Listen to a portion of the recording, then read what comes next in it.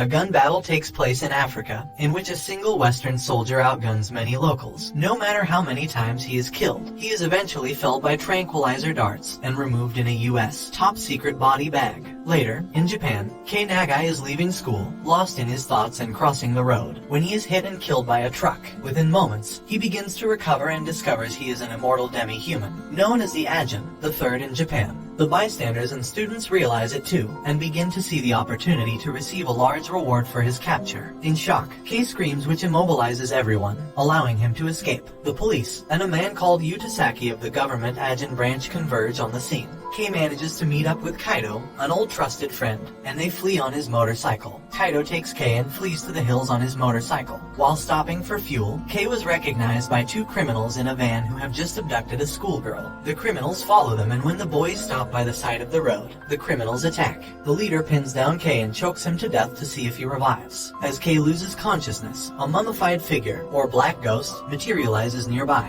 Kei comes back to life and screams again, immobilizing everyone. Kaido recovers and they flee again on the motorcycle, pursued shortly thereafter by the criminals, who are in turn followed by the black ghost. Meanwhile, at the crime scene at Ajin's house, Tasaki explains to the police how an Ajin voice can immobilize anyone who hears their scream. He received a report containing the whereabouts of the Ajin. He orders tranquilizer guns for the police as the best way to stop an Ajin. Kaido and Kei manage to cross a railway line, but as the criminals cross the tracks behind them, the black ghost immobilizes the driver, and their van is destroyed by an oncoming train. The black ghost is heard repeating Kei's words. After escaping from the criminals, Kaido and Kei are seen and pursued by another motorcyclist. Meanwhile, a man called Yutasaki recognizes a guy called Sato, an Ajin hunter at Kai's house where the original Ajin accident occurred. The other motorcyclist is revealed to be an Ajin bounty hunter and caused the boys to crash, in turn making Kaido fall unconscious. Kai pleaded with the man to call an ambulance for Kaido because he's still human, but he refused and blames Kai for involving his friend.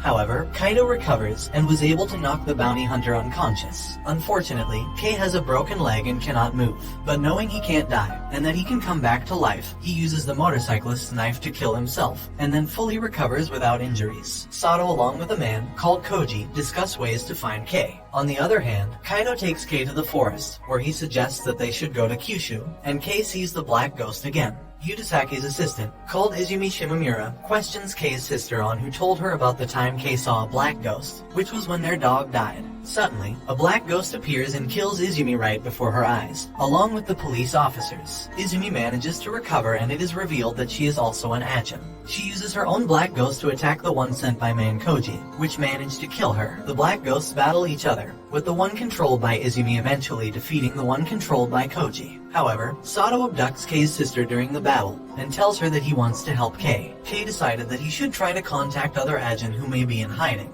but Sato contacts him first and they agree to meet. Kei leaves while Kaido is sleeping and meets Sato, but before Kei can decide whether to trust Sato, he is shot by a tranquilizer dart. Sato decides that Kei is inexperienced and must be educated. Yutasaki and the police arrive and take Kei into custody. Sato reveals that it was his plot to have Kei captured by the government, so that they would mistreat him and thus turn him against humans. The government surgeons began experimenting on Kei in a sealed room. Under intense pain, his black ghost appears, but Kei resists using it to kill the surgeon. Sato and Tanaka mercilessly attack the installation, until Sato finally reaches Kei to free him. However, Sato discovers that Kei has not become the vengeful Ajin that he expected, and considers his strategy a failure. Sato suspects that something is different about Kei, and when Sato starts to kill helpless surgeons, Kei disapproves and kills Sato. In the Ajin Research Center, a man, called Ikuya, tries to explain the black ghosts, and Yutasaki insists that Izumi should stay by his side to protect him. Sato hunts Kei to kill him permanently, but Kei decides to help the surgeons escape and act as a decoy.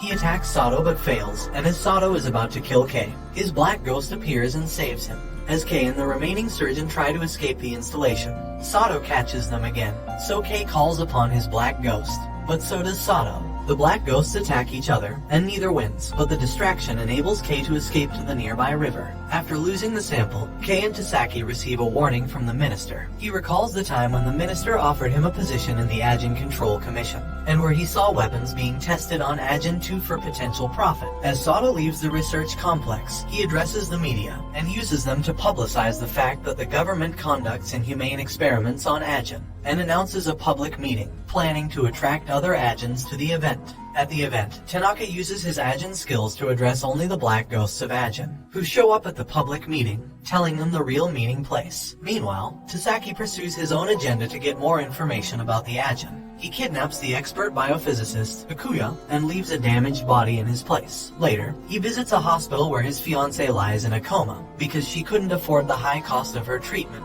Kei recovers from drowning in the ocean, but has an accident with an old lady on a bicycle. He decides to stop and help her. Sato addresses the 7 Ajin who attend his private meeting, and gives them the option of joining him in a massacre. Those that don't, he plans to keep as captives. 3 decide to join him, but 4 do not. 2 are shot and 2 run, but only one young boy, Nakano, escapes. Kei helps the old lady home, and although she realizes he's an Ajin, takes no action. Kei uses the opportunity to carry out some tests of his own, to summon the Black Ghost. Nakano arrives home to find a bunch of armed men sent by Tasaki to capture him.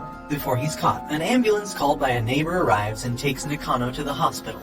He dies, but reawakens and escapes. Meanwhile, Sato releases a public message, threatening to change public opinion by force, commencing with an attack on a pharmaceuticals company in 10 days. Nakano comes across a black ghost's tracks and finds Kei, who is now acting as the grandson of the old lady in the village with her consent. Nakano suggests that they join forces to fight Sato. Although Kei agrees with him, he really just wants a peaceful life, so he traps Nakano in an abandoned truck to restrain him. Meanwhile, Sato and the new Ajin prepare for war on humanity. Back at the Ajin Control Commission, a man called Sakabi, who is a high-ranked member of the Ministry of Health, is assigned to monitor Tasaki and possibly become his successor. Regardless, Tasaki continues to brutally question Akira, who is his captive, for information about Ajin.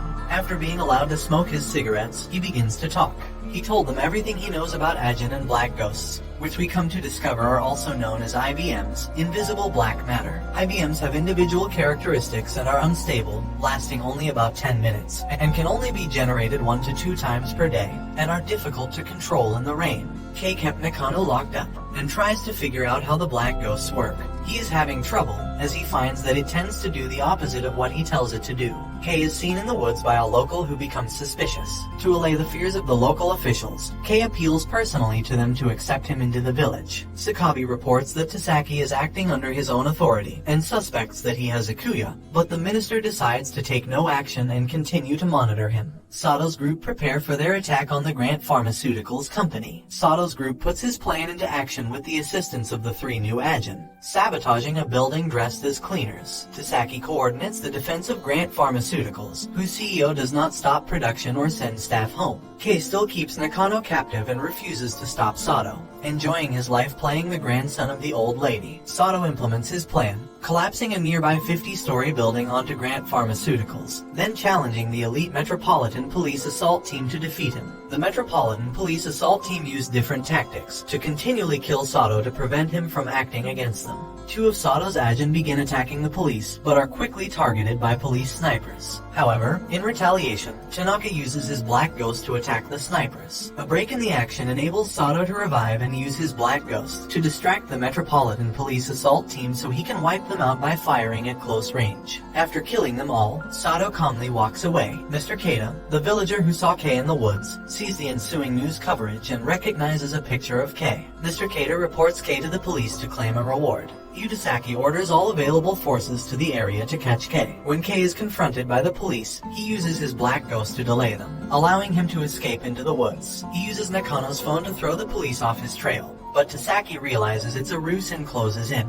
Kei releases Nakano and they try to escape together, but they are intercepted by Tasaki, who shoots them with tranquilizer darts. Kei manages to invoke his black ghost to attack Tasaki, but Izumi invokes hers to intercept it. The black ghosts battle each other, and it gives time for Kei and Nakano to revive and run. Izumi's black ghost pursues them, but much to Tasaki's and Izumi's surprise, Kei manages to keep on recreating his. The boys manage to escape, and Kei finally decides it's time for them to take out Sato, blaming him for the destruction of his peaceful life. Sato makes another public broadcast, announcing a second wave action to assassinate 15 people involved in the conspiracy against Ajin, and if there is no improvement in the treatment of Ajin, a third wave will be unleashed with which he intends to rule the country. And this brings the anime to an end. Don't forget to like and subscribe if you enjoyed, and turn on the notification bell so you never miss out on another video. Until next time, take care.